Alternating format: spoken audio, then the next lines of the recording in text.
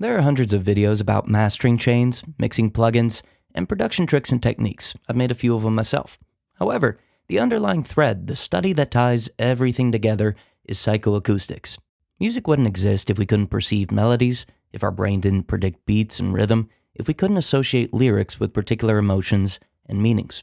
So, it should come as no surprise that the unique manner in which we perceive sound is integral to how we produce, how we mix, and master music.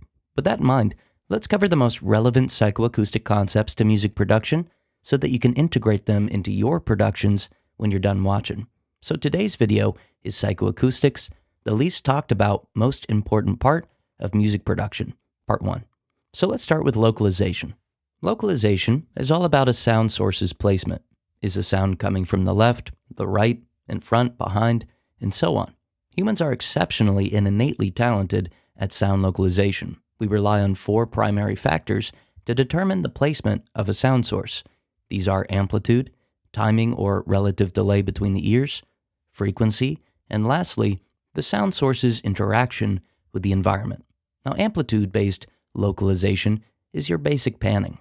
Whenever you use a pan pot in your DAW, you're taking advantage of this psychoacoustic effect. If the amplitude is higher in the left speaker than the right speaker, we perceive the sound as being on the left, and vice versa. Now, panning doesn't amplify anything, it turns down the opposite channel. So when I pan to the right, the left channel's amplitude is reduced. It's a simple trick, but obviously it works pretty well.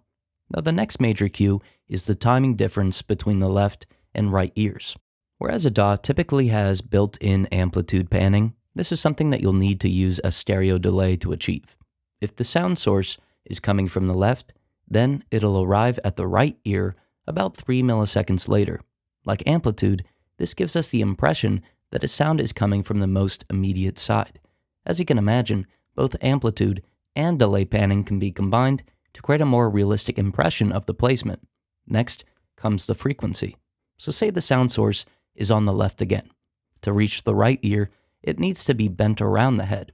In the process, some of the weaker frequencies, which will be the higher frequencies, are absorbed and diffused.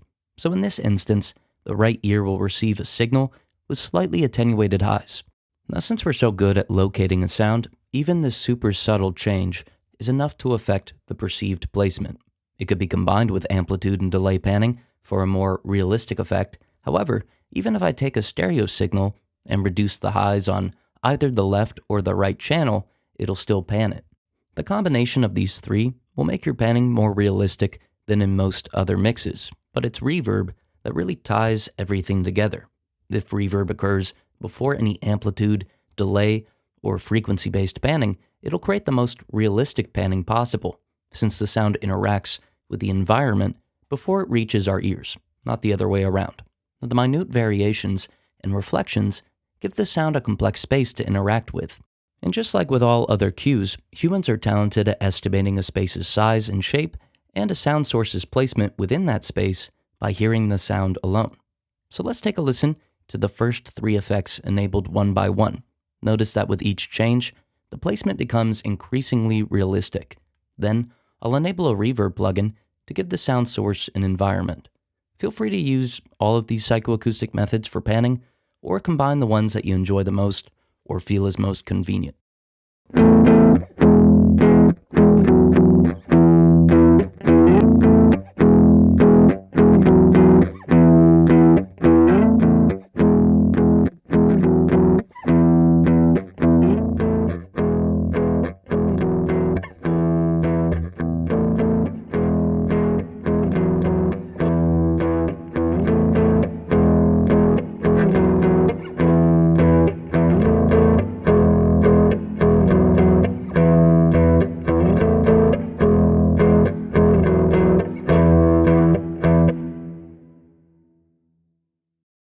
Real quick, Sage Audio is an analog mastering service. We've been around for 20 years, and mastering starts at $49 per track.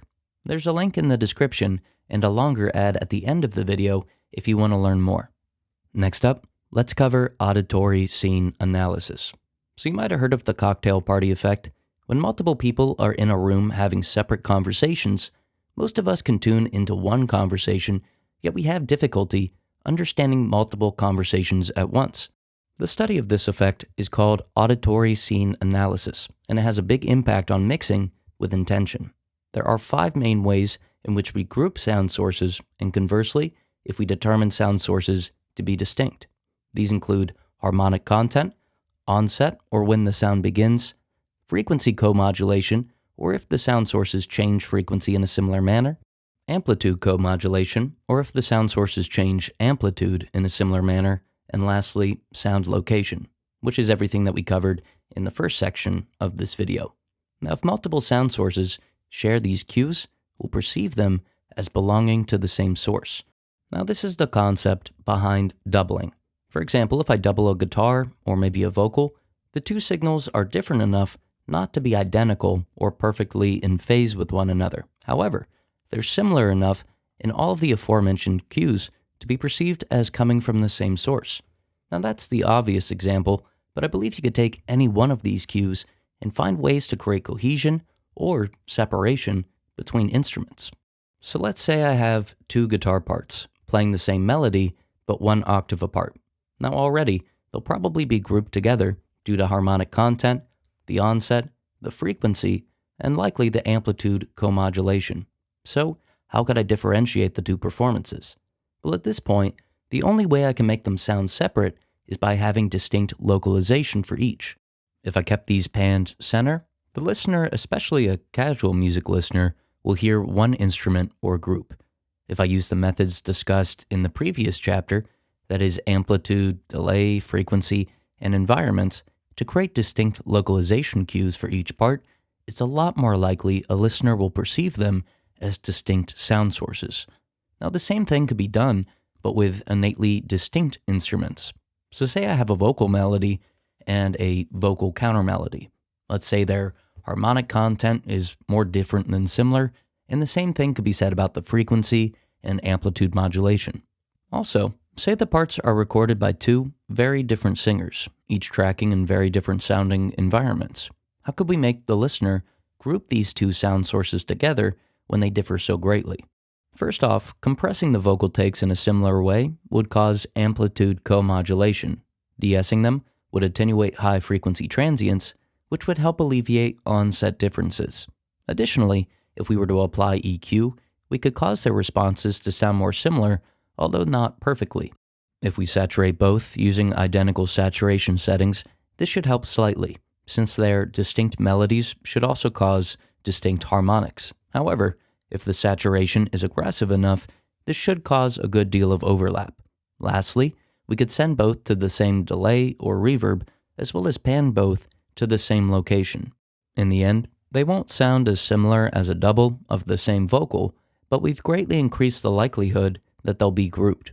Now, as you can imagine, you could use any combination of these strategies to either group or separate performances. It could be used practically, like what I showed here, or creatively.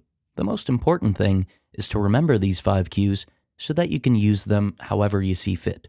So, let's listen to the guitar example. I'll show 2 very similar guitar parts separated by an octave. First, I'll use the 5 cues to make them sound as identical as possible. Then, I'll use the 5 cues to make them sound as distinct as possible.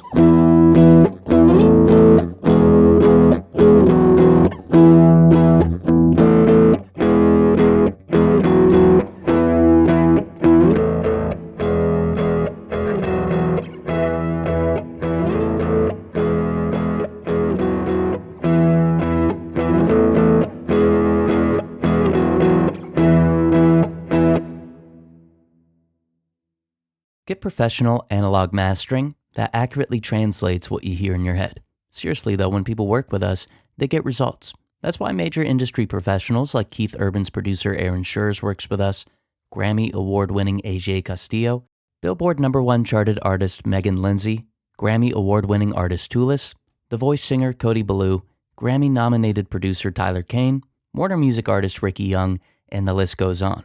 Why waste your time creating masters that don't accurately translate what you hear in your head when you could instantly fix a problem by clicking the link in the description and working directly with professionals who have already done what you're trying to do. We've mastered thousands of songs that accurately translate what each client hears in their head, and it'll work for you too. Click the link in the description now and get direct access to us for personalized analog mastering that accurately translates what you hear in your head.